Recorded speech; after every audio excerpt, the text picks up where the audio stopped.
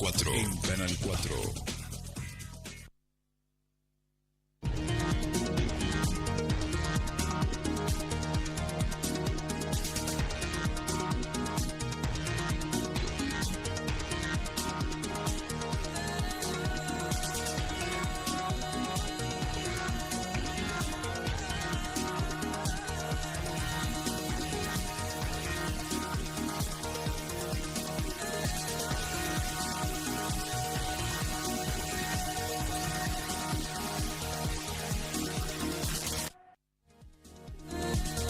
Buenas noches, audiencia. Hola, Daniel. Buenas noches, Néstor, ¿cómo le va? Noche de miércoles, noche fría, no tanto, pero... Nos afloja un poquito, ¿eh? Sí, pero... Y el pronóstico dice que hay que preparar las remeritas de manga corta para los próximos días, no sé. Parece que... Habrá que creer. Le creeremos, mejor esperemos que sucedan los acontecimientos, Néstor. Operemos sobre los hechos consumados. Sí, señor. Bien. Esta noche tenemos una linda noche, otra vez preparada, matizada, temas variados. En el primer bloque queremos abordar la cuestión social en San Francisco.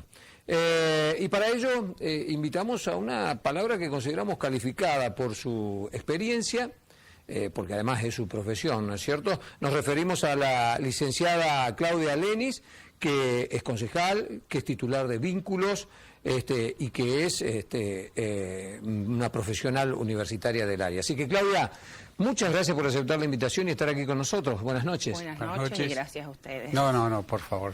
Vínculos, ¿cómo anda Vínculos? ¿Está cumpliendo 20 años este año? Vínculos este año cumple 20 años de existencia en la ciudad. Andamos bien, remándola como cualquier organización intermedia. Y en realidad, digamos, trabajando con un sector de una población con características muy particulares que tienen que ver con uno de los flagelos que en realidad, digamos, está, creo que instalado en la sociedad, que tiene que ver con el tema de las adicciones, ¿no? Gran población de la que asiste hoy a Vínculos, que no era lo que se sucedía, por ejemplo, hace 20 años atrás, porque nosotros en realidad nacimos hace 20 años después de una muerte violenta que se dio acá en el centro de la ciudad, digamos, entre enfrentamiento de dos bandas. De dos bandas, sí, señor. Pero trabajábamos con una población de adolescentes que en realidad estaban con poca actividad diaria y poco escolarizados, pero que en realidad el mayor problema con respecto al tema del consumo o de las adicciones tenía que ver con el alcohol. Bien, hoy, 20 años después... Eso se ha modificado, ¿para bien muchísimo. o para mal, Claudia? No, para mal. Es decir, no se ha dejado el alcohol, pero se han agregado otras adicciones. Se combina, digamos, ¿no? O sea, yo creo que el alcohol se combina con pastillas, digamos, bueno, y con diferentes... diferentes adictivos que hacen justamente a este consumo, pero creo que el mayor problema que nosotros fuimos observando a través del tiempo es que ya es en mujeres y en hombres, cosa que antes por ahí, digamos, era mucho más pensado en el género masculino. Sí, señor. Y también el deterioro, digamos, de la capacidad productiva que puede tener ese chico para poder después ser lo que la sociedad en general demanda de un ciudadano. Y este problema, Claudia, ya no tiene diferenciación ni etaria, ni de género, ni de sectores sociales. No. Está instalado globalmente en toda la sociedad. El problema, yo creo que acá, primero hay que reconocer que nosotros en la ciudad de San Francisco el problema de la droga es muy preocupante. Que, digamos, hay ya datos de chicos de hasta 7 años que están consumiendo. Que en realidad, digamos, no es una cuestión de paso, sino que es una cuestión que tienen muchos un proyecto de vida personal y familiar en torno de este tema. En torno a esta problemática. Entonces, digamos, reconocer eso implica mirarlo ya como un problema al cual hay que abordar de diferentes aristas. Claro, yo recuerdo, perdóname, Claudia, hace esto muchos años, más de lo que quisiera acordarme, Daniel todavía no me acompañaba, en una audición como esta, habíamos invitado a unos chicos del secundario que se prestaron generosamente a compartir con nosotros para explicarnos cómo era el tema ese de la noche entre los jóvenes y el tema de lo que en ese momento era el foco preocupante, que era el alcohol. Y te pregunto, bueno, pero ¿por qué toman ustedes? ¿Les gusta tomar? No. Mayormente tomamos para pertenecer, es decir, para ser integrados en el colectivo al cual queremos integrarnos. Es decir, como todos toman, también tomamos porque es la forma de que nos reconozcan en la manada. Sí, pero a ver, yo creo que hay una cuestión, más allá de que estén todas las clases sociales, yo creo que también hay particularidades que se dan en diferentes sectores. Claro. O sea, por ejemplo, en la ciudad de San Francisco hay fotos que muchos desconocen realmente porque no transitan ciertos espacios, digamos, poblacionales y, bueno, digamos, y está muy bien porque cada uno desde su hacer, digamos, circunda por diferentes lugares. Pero, por ejemplo, hay esquinas de ciertos barrios donde ya a partir de las 3 de la tarde, digamos, la reunión juvenil está instalada.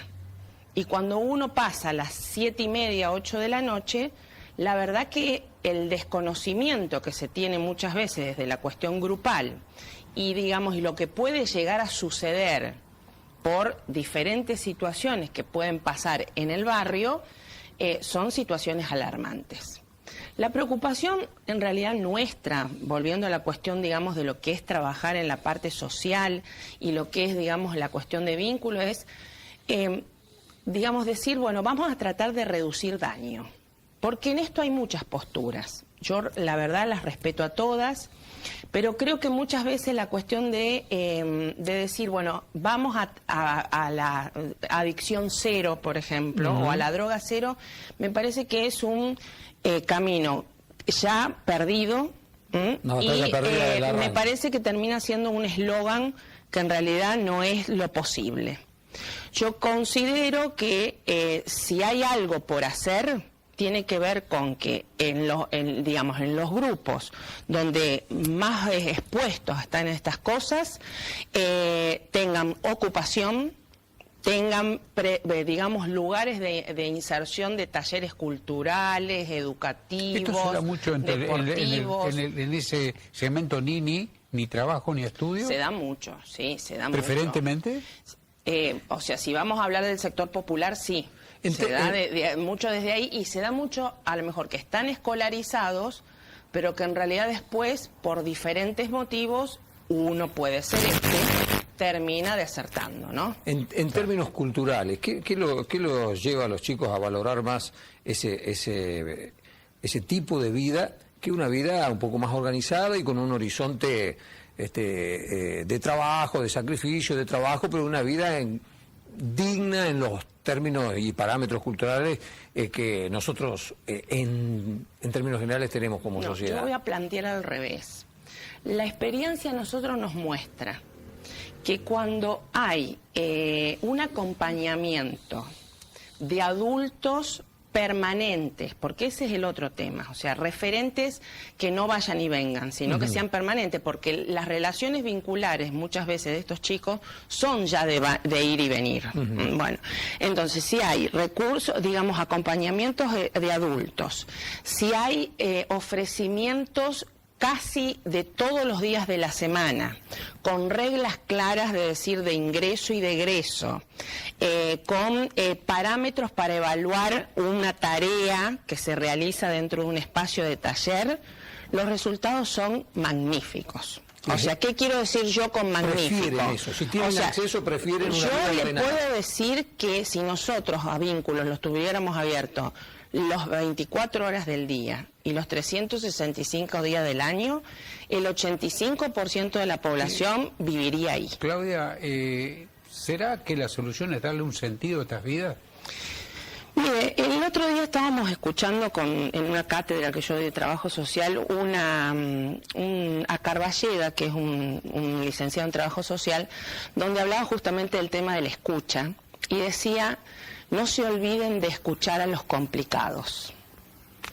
Y justamente cuando uno, escucha a quienes muchas veces tienen muchos problemas, la verdad que se sorprende, primero de un montón de soluciones que se les puede dar a esos problemas y que en realidad para quienes tienen que tomar las decisiones no son tan dificultosas ni tan costosas.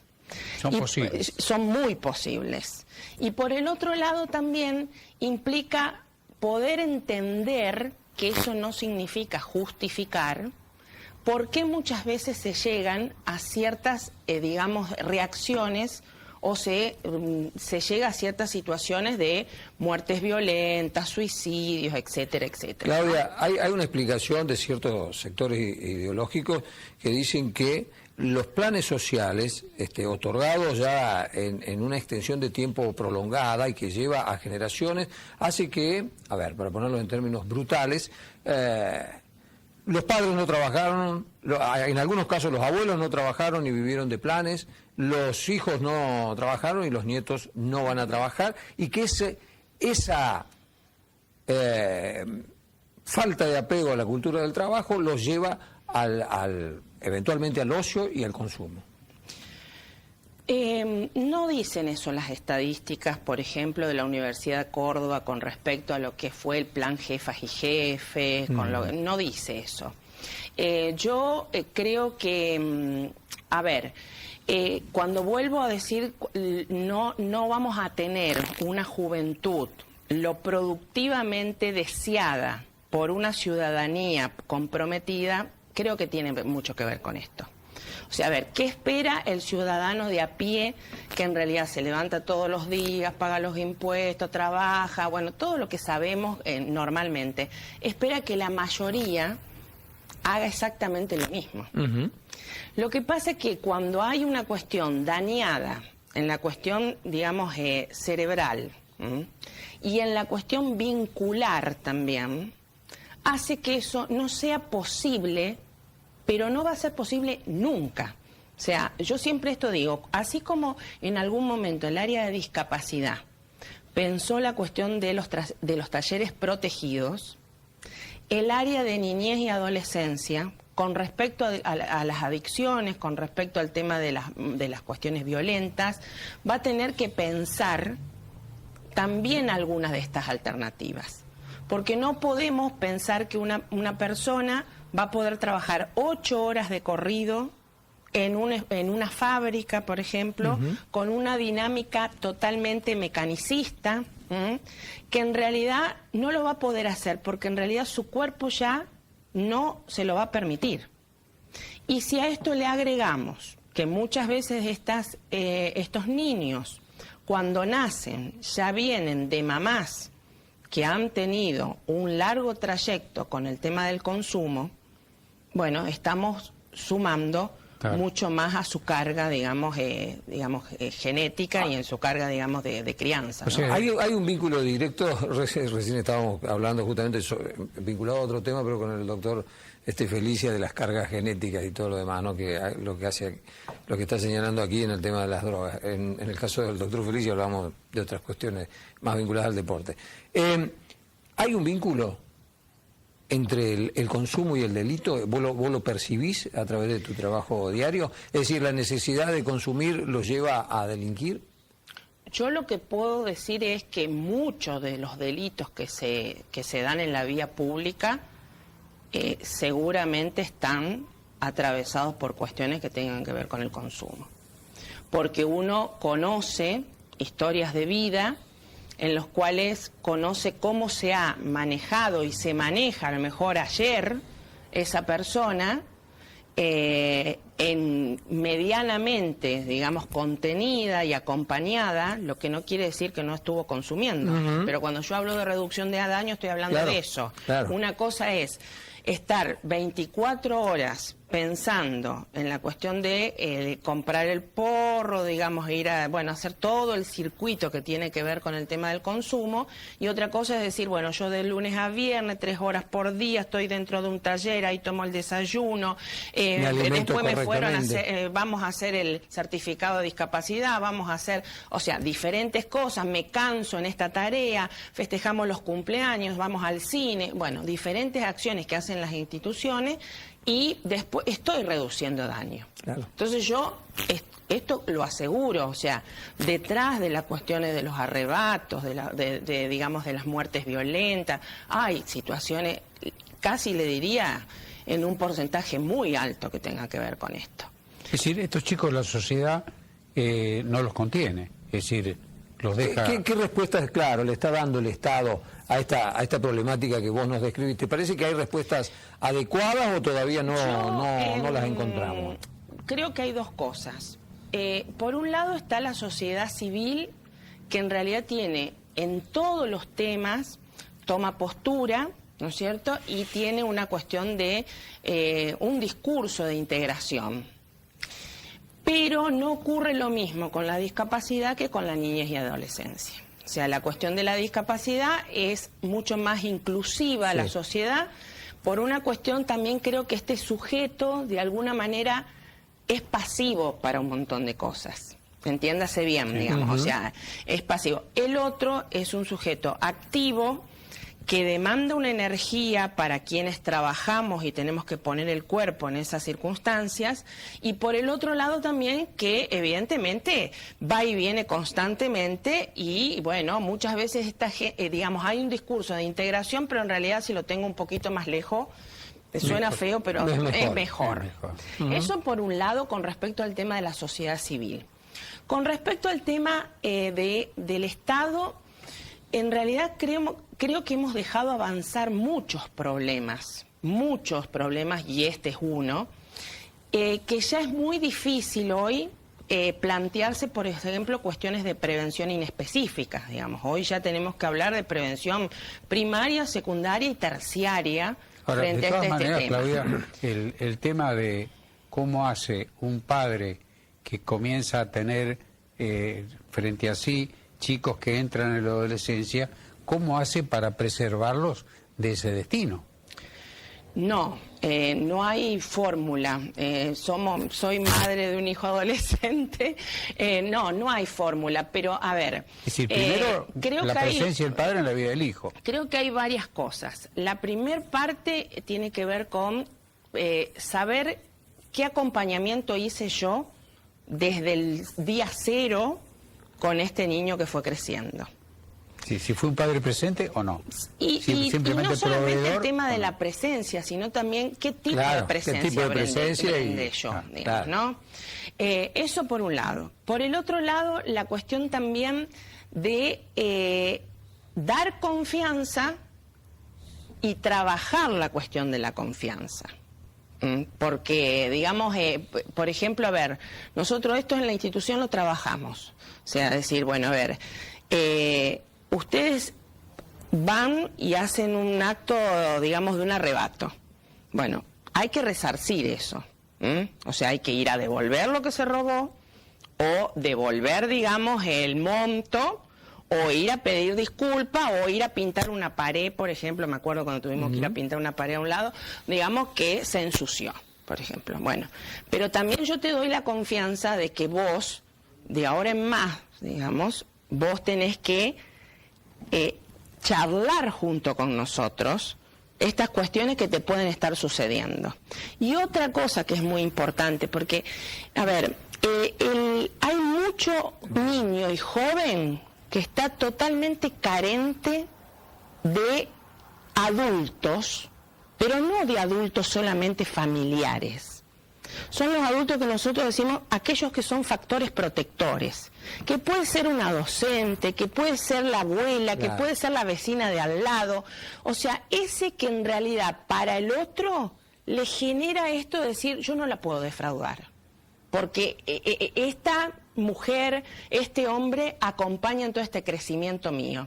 Bueno, esas personas identificar esas personas son sumamente importantes, porque a través de eso se empiezan a armar las redes para poder, digamos, planificar un proyecto de vida más Claudia, sanador. nos vamos a quedar con ganas. Sí, nos quedamos Sí, cortísimos porque no pudimos abordar el tema de la pobreza y todo lo demás. Te comprometemos para el miércoles que viene, si no estás muy La ocupada. sacaste de la palabra. Es decir, esto, el primer capítulo. Sí, porque nos quedamos muy cortos y es porque hay muy cosas que están interesante entrelazadas. el análisis que haces y el abordaje que haces. La verdad que es muy interesante, así que ya te comprometemos para el miércoles que viene para avanzar sobre esta problemática. ¿No? Ahora tenemos que ir a la pausa porque en el segundo bloque tenemos un tema bien interesante.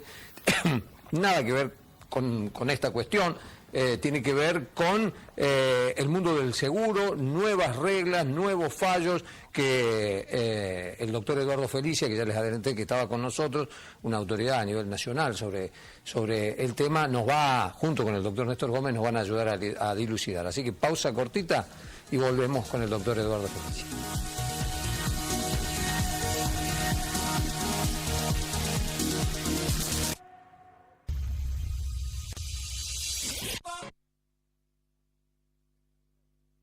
El gobernador Juan Schiaretti y el presidente del Banco de Córdoba, Daniel Tillard, inauguraron el edificio inteligente Bancor. Bienvenidos al futuro. Hoy día las autoridades del Banco Central nos han comunicado que nuestro Banco de Córdoba adquiere todas las calificaciones que requiere la regulación vigente. Vamos a emitir los 1.500 millones de pesos destinados a créditos hipotecarios para que las familias de Córdoba tengan más posibilidad de acceso a la vivienda. Bienvenido sea este nuevo edificio y el banco es de ustedes, queridos cordobeses. Una obra que será orgullo y patrimonio de toda la provincia. Nuevo edificio inteligente del Banco de Córdoba y tarjeta cordobesa. Doctor Raúl Villafañe, neurocirujano, problemas neurológicos cerebrales, prevención y tratamiento del ACV, problemas de columna vertebral, hernia de disco sin cirugía, osteoporosis, dolor crónico, ozonoterapia. Atendemos obras sociales. 25 de mayo 1310, teléfono 423-541. Porque contigo me gusta. Siga el espléndido show de Grupo Trinidad, viernes 23 de junio. Eclipse bailable. Tienes un 10. Noche por 2. Trinidad. Y Nano Romero con su banda. Viernes 23 de junio. 2 orquestas en vivo. Esas personas que construyen ideas, que crean trabajo, que generan proyectos día a día para lograr un mañana mejor, tienen la tranquilidad de trabajar seguros. Horacio Copete, asesores de seguros. Respuesta, atención y eficiencia, protegiendo lo que más le importa. Horacio Copete, Boulevard 25 de Mayo 2705, San Francisco, teléfono 424-466, www.horaciocopete.com.ar. Cosa linda.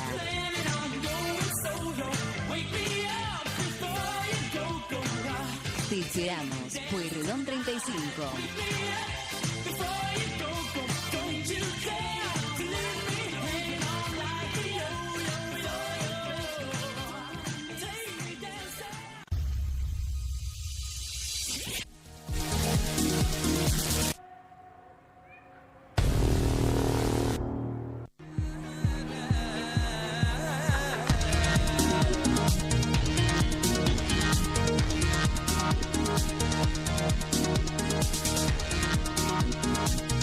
Bueno, nos dejó Claudio Lenis hablando del tema y bueno, ahora lo tenemos a Eduardo Felicia,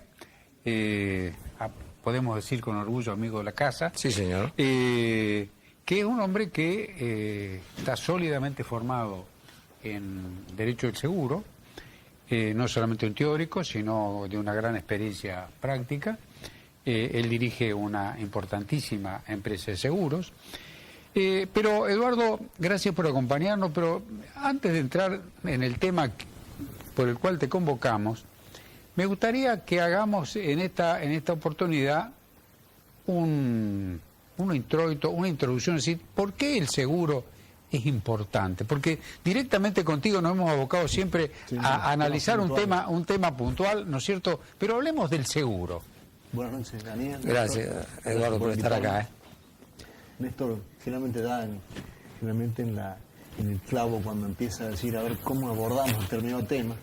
Por eso es tan agradable hablar con ustedes dos y con Néstor, con quien tengo una amistad de tantos años. Y lo que él plantea es sumamente interesante, pero sobre todo es útil. La importancia de la actividad aseguradora es tal que todos los países, a través de sus normas, le han dado un papel preponderante en la actividad. Nació con el comercio. Nació con el comercio. El comercio necesitó del seguro.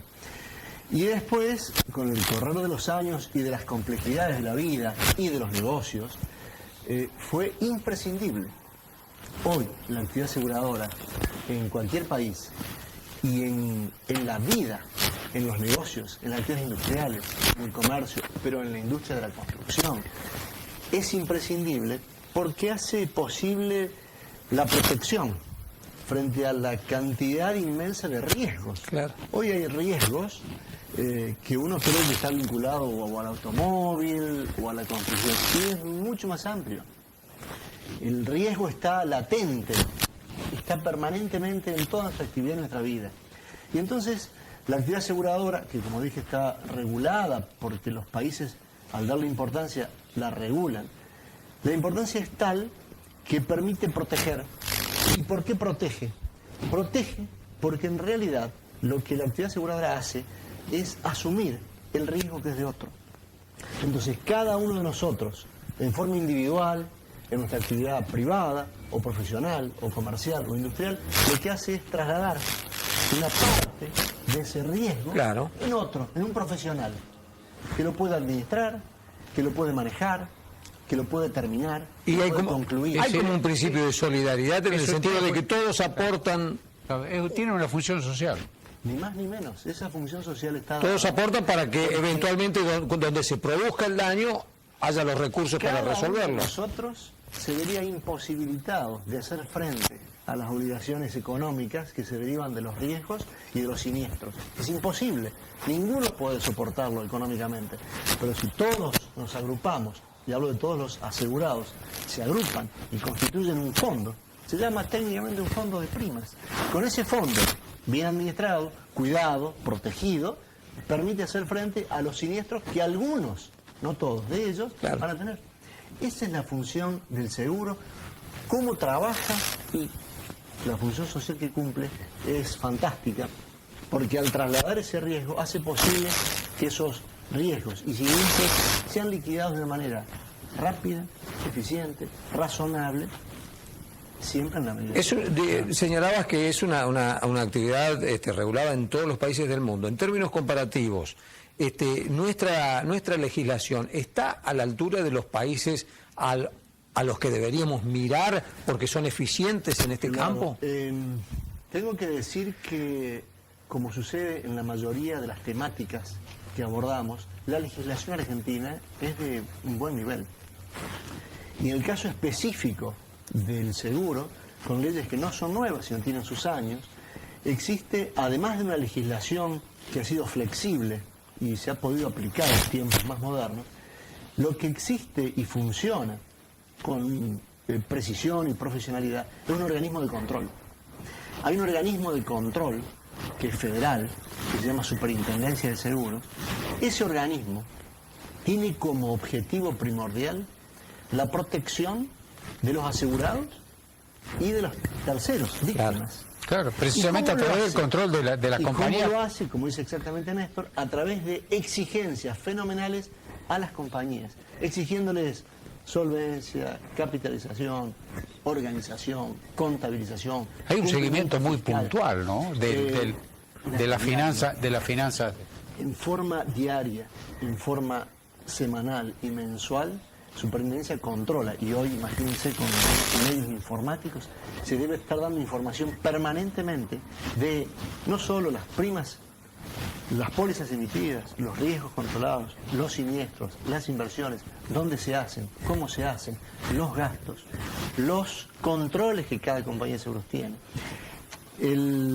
el funcionamiento de una compañía de seguros está no solo regulado, sino controlado exhaustivamente por superintendencia. Por eso hay tan pocas quiebras de compañías de seguros.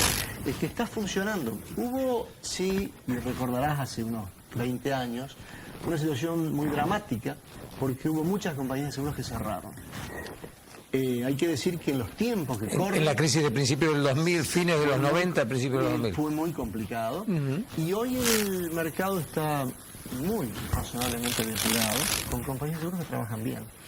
Y es buena esta oportunidad para decir que la actividad aseguradora es una de las actividades más eficientes de la República Argentina. Suele a veces hablarse sin mucho conocimiento de que es una actividad en la que algunas cosas no se hacen bien. Y yo les puedo asegurar que en la gran mayoría de los casos, en la gran mayoría de las compañías, el funcionamiento es muy adecuado y el cumplimiento de las obligaciones por parte de las aseguradoras es muy bueno. Hay un nivel de litigiosidad. Discúlpeme, Neto, usted páreme porque yo estoy con temas generales y usted tiene algún interés más específico. Hay el nivel de litigiosidad puesto en el contexto de la cantidad de operaciones que realizan diariamente. ¿Es alto o es controlado, es razonable, digamos? Miren, ese índice de litigiosidad que se controla, se mide, viene mejorando en los últimos años, pero es un dato que les voy a dar y que posiblemente sorprenda a muchos, porque cuando se habla de las compañías de seguros, realmente que algunos se pagan o que se paga poco o lento y obliga a litigar en contra de las aseguradoras. Ustedes saben que cada 100 siniestros ocurridos llegan a juicio entre 1 y 1,5. Es decir, el índice de litigiosidad en la República Argentina no llega a 2. Lo que pasa es que hay muchos accidentes. No llega al 2%. Pero es muy bajo. Es muy y bajo. en algunas compañías de seguros es mucho más bajo aún. No llega al 0.5%. ¿Qué significa esto? Que el 98% o más de los siniestros son resueltos por las compañías de seguros de forma rápida, en forma muy veloz y con un cumplimiento adecuado. El porcentaje de cumplimiento es muy alto. A mí me da la impresión, Eduardo, que las compañías de seguro con los dos ojos, uno miran la cuantía del daño y otro miran la jurisprudencia imperante, es decir, cómo están diciendo los jueces que hay que resarcir esto. Y en función de eso, adecúan de una forma muy ágil, ¿no es cierto?, sus políticas comerciales a la orientación judicial. Lo que pasa es que vivimos en una época en donde aquel concepto de reparación integral pareciera que no tiene límite. Es decir, ¿cuándo se termina de resarcir algo? Claro. ¿No es cierto? Que eso nos lleva al tema específico que le habíamos... Claro, ¿dónde están los límites? ¿Cuál es el límite de la indemnización? Porque recién hablábamos y coincidíamos con Eduardo de que el seguro tiene una función social. Bien, ¿esa función social lo lleva a tener que pagar todo o hay un límite? ¿Cómo es este tema? El tema está planteado con total precisión, porque como decimos que Superintendencia mira a los asegurados y a las víctimas, la ley también. Y las compañías de seguros cumplen ese rol fundamental para indemnizar rápido, sobre todo rápido. La indemnización que corresponde y que conforme los jueces lo establecen siguiendo el lineamiento de la plenitud de esa reparación, juega con lo contratado, juega con lo que se ha pactado entre las partes, lo que han pactado el asegurado y su compañía. Y esto tiene que ver, lógicamente, con aspectos técnicos. Esos aspectos técnicos que han sido tenidos en cuenta por la compañía de seguros a los fines de fijar pautas, productos, coberturas, sumas indemnizatorias, sumas aseguradas, franquicias. Es decir, ¿a qué se ha obligado la compañía de seguros? La compañía de seguros se puede obligar a lo que ha estudiado y ha pautado. Eso se llama reglas técnicas. Cuando se sale de esa regla técnica, empieza a haber un desfase entre lo cobrado y lo pagado, y ese desfase que perjudica a la compañía termina perjudicando al sistema, al asegurado, al tercero, a toda la industria, al sistema y a la República Argentina. Entonces es imprescindible que haya un adecuado correlato.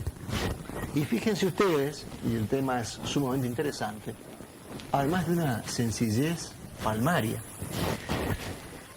cuando los tiempos empezaron a soplar de manera diferente hace algunos años, hablemos de 10, 15 años atrás, hubo demasiado análisis complejo de la situación y se llegaron a conclusiones y a fallos que complicaron todo el andamiaje jurídico y el sistema. Muchos jueces, tratando de hacer bien las cosas y sobre todo justicia en el caso concreto, sometido a su análisis, dejaron de lado el contrato, dejaron de lado las reglas técnicas y dejaron de lado los principios elementales del seguro y de la ley, que dice que el contrato es para las partes de una ley. Y entonces, para resolver el caso... Y que no puede perjudicar ni beneficiar a un tercero. Siendo tan sencillo eso, y estando establecido en el contrato y en la ley, los jueces, para resolver un problema concreto, se apartaron de esas normas, llevando a fallos y a soluciones adversas para el sistema. Fue necesario que nuestro máximo tribunal, que es la Corte Suprema de Justicia de la Nación, que es quien en definitiva establece cuáles son los criterios y es la última intervención judicial, obviamente interpreta a la Constitución y a las leyes, en fallos de una importancia trascendental para el seguro, que nosotros entendemos lo que estamos en esta materia. Que me decías vos que es corto y claro. Escrito como escriben los grandes juristas, en párrafos cortos y muy claros. La Corte Suprema lo que hizo fue establecer lo que acabas de decir, de que el contrato vincula a las partes. Y aquel que quiera utilizarlo, lo debe utilizar con sus pros y con sus contras, con sus más y con sus menos, para no alterar el sistema.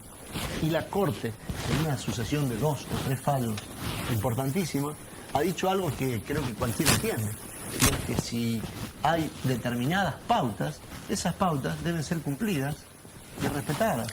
Fue necesario que interviniera la Corte Suprema, después de muchos avatares, fallos y apelaciones, para decir lo que todos sabemos. Eduardo, perdóname porque nos están haciendo señas, pero yo quisiera, traduzcamos esto al ciudadano de a pie. Tengo el seguro con la compañía XX.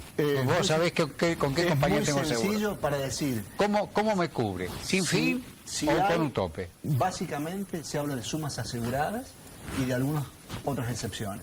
Si la suma asegurada establecida por el contrato es X, el juez debe respetar, y todos debemos respetar esa suma asegurada. En materia de reglamentación de la Superintendencia de Seguros, establece un monto en el seguro, perdóname Daniel, de responsabilidad contra el tercero, responsabilidad civil, establece un tope. ¿Cuál es en el caso? Las compañías de seguros manejan hoy determinados topes, hay algunas posibilidades de modificaciones, pero hoy el número básico general en materia de seguros de automóviles es de 6 millones de pesos. 6 millones. Si se prioriza, Eduardo, si se prioriza el contrato entre las partes, en 2 accidentes de características similares, donde la culpa es del asegurado de una y de otra compañía, y hay 2 víctimas, ¿hay una diferencia entonces entre lo que va a percibir la víctima asegurada con una compañía respecto de la otra? Es decir, 2 accidentes, 2 personas que mueren en circunstancias similares. Uno está asegurada por Néstor y otra por Eduardo. El que muere con Néstor tiene pautas distintas respecto de la que muere con Eduardo. Hoy las pautas son iguales, pero alguna modificación puede haber. Además, este tema de las sumas aseguradas puede ser pautado. Pero los números de sumas aseguradas en la Argentina están fijados hoy por superintendencia. Está claro. Así que el tema está dentro de esos parámetros. Normas contractuales Las No normas pueden ser muy fiscales distintas del de una empresa son real. idénticas, Claro. uniformes en toda la República Ahora Argentina. entiendo. La clave Porque está- si no había una desigualdad. La clave está en que Superintendencia tomó cartas en el asunto, fijó los montos y estableció cláusulas contractuales uniformes para toda la República Argentina. Eduardo, lo tendríamos que invitar. Nos quedaron un montón de temas. Creo Néstor. que el tema da para mucho más, Eduardo, pero vos sabés que el tiempo que disponemos es tirano.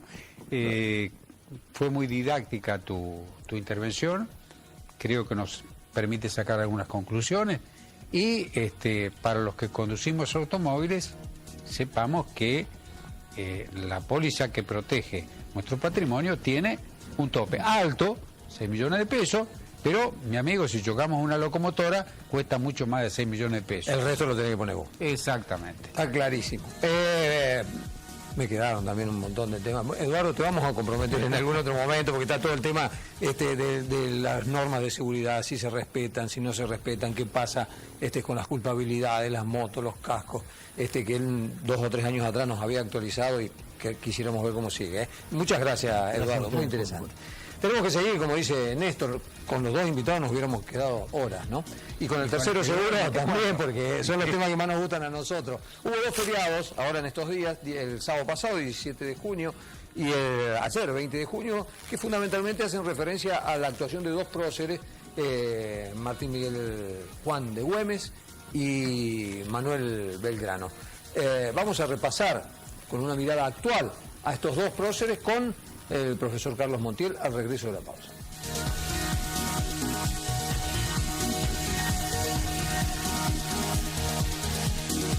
Service Lubricentro. Cambio de aceites y filtros. Alineado, balanceado, tren delantero, suspensión, frenos, venta de repuestos y accesorios, cubiertas y baterías Barta. Todo lo que tu vehículo necesita en un solo lugar. Trabajamos con todas las tarjetas. Belgrano 1070. Teléfono 15 57 74 94 y seguinos en Face. Sábado 24 de junio, el Rey Pelusa en el Gigante de Bomberos. 400 entradas a 100 pesos. Puertas habilitadas desde las 0 horas. Desde las 0:30 horas. Banda soporte La Gozadera. Fernet 2x1 hasta las 2 a.m. Anticipadas en Bomberos desde el viernes 23 al sábado 24. De 9 a 13 y de 16 a 21. En BEA también alimentamos tus ganas de invitar a comer a toda tu familia. Por eso, este jueves en BEA te ofrecemos pollo por kilo 23 pesos con 90 y tapa de asado por kilo 94 pesos con 90. En BEA. Estás ahorrando bien.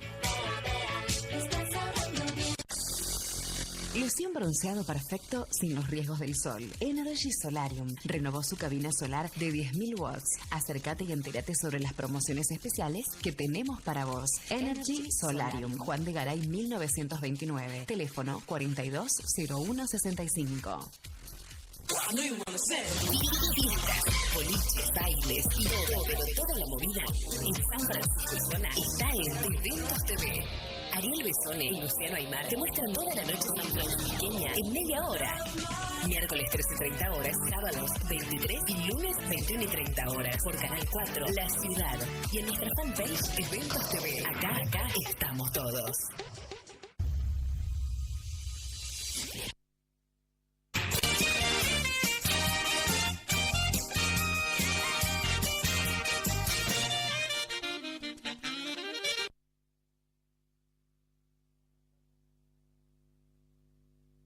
Doctor Raúl Villafañe, neurocirujano, problemas neurológicos cerebrales, prevención y tratamiento del ACV, problemas de columna vertebral, hernia de disco sin cirugía, osteoporosis, dolor crónico, ozonoterapia. Atendemos obras sociales. 25 de mayo 1310, teléfono 423-541. Porque contigo me gusta.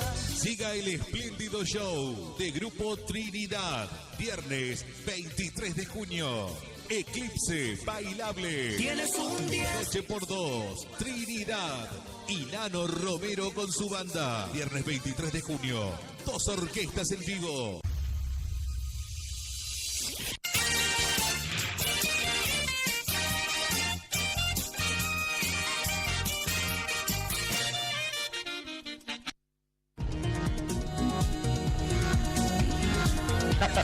Bueno, Bien, vamos ¿Cómo con andamos? un amigo y con un tema Sí. de esos que a nosotros nos interesan. Carlos Montiel, gracias por compartir esta Encantado. charla con nosotros.